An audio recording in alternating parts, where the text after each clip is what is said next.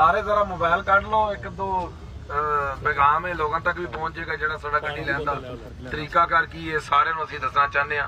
सारे भाई आपो अपने मोबाइल कढ़ लो, जितने भी साडी टीम ही है, जेडे दोस्त गड्डियां लैन भी आए ने, जेडे मोबाइल रखते हैं, जरा सारे दा चलो तुहाडा अकाउंट ते चल जाएगा, साडा जरा ये भी पैगाम लोगों तक पहुंचेगा।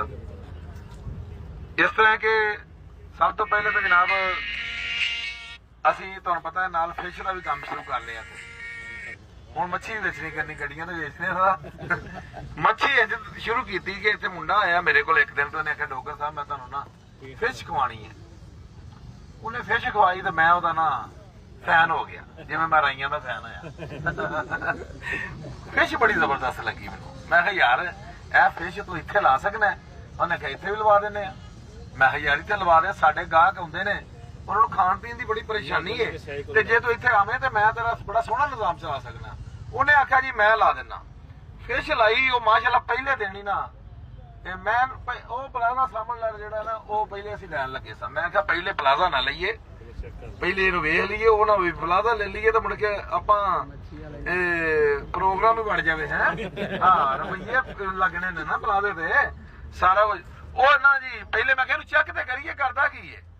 ਉਹਨੇ ਜਨਾਬ ਪਹਿਲੇ ਦਿਨ ਹੀ ਨਾ ਫਿਸ਼ ਇੱਥੇ ਲਾਈ, ਉਹ ਮਾਸ਼ਾਅੱਲਾ ਲਾਈ ਵੀ ਲੇਟ, ਤੇ 38000 ਰੁਪਇਆ ਉਹਨੇ ਨਾ ਪਹਿਲੇ ਦਿਨ ਸੇਲ ਕੀਤੀ 1.5 ਘੰਟੇ ਦੇ ਵਿੱਚ। ਔਰ ਜਿੰਨੇ ਫਿਸ਼ ਖਾਧੀ ਹੈ ਨਾ, ਉਹਨੇ ਕਿਹਾ ਕਿ ਵਾਕਿਆ ਯਾਰ ਬੜੀ ਬੜੀ ਫਿਸ਼ ਖਾਧੀ ਹੈ, ਪਰ ਇੰਜ ਦੀ ਫਿਸ਼ ਨਹੀਂ ਖਾਧੀ।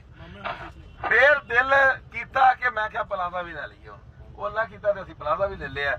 ਉਹ ਹੁਣ ਉੱਥੇ ਅਸੀਂ ਜਨਾਬ ਨਾਲ ਬਾਰਬੀਕਿਊ, ਫਿਸ਼ ਤੇ ਨਾਲ ਜਨਾਬ ਚਾਹ, ਨਾਲ ਚਾਹ ਕਵਾਲੀ ਵੀ ਹੋਇਆ ਕਰੇਗੀ ਇੱਥੇ, ਨਾਈਟ ਕਵਾਲੀ ਹੋਇਆ ਕਰੇਗੀ, ਸਾਰੀ ਰਾਤ ਕਵਾਲੀ ਹੋਇਆ ਕਰੇਗੀ, ਗੱਡੀਆਂ ਵੀ ਕਿਆ ਕਰਨਗੀਆਂ, ਲੋਕਾਂ ਨੂੰ ਬੋਰ ਨਹੀਂ ਹੁੰਦੇ। ਹਾਂ ਉਹਨਾਂ ਦੀ ਕਵਾਲੀ ਘੱਟ। ਹਾਂਜੀ ਤੇ ਉਹ ਮਾਸ਼ਾਅੱਲਾ ਮੈਂ ਕੱਲ ਉਹਨੇ ਮੇਰੇ ਘਰ ਭੇਜੀ ਹੈ, ਤੇ ਮੇਰੇ ਘਰ ਦੇ ਵੀ ਕਹਿੰਦੇ ਨੇ ਵੀ ਫਿਸ਼ ਬੜੀ ਬੜੀ ਖਾਧੀ ਹੈ, ਪਰ ਆਹ ਜਿਹੜੀ ਫਿਸ਼ ਹੈ ਨਾ ਵੀ ਮਜ਼ਾ ਆ ਗਿਆ।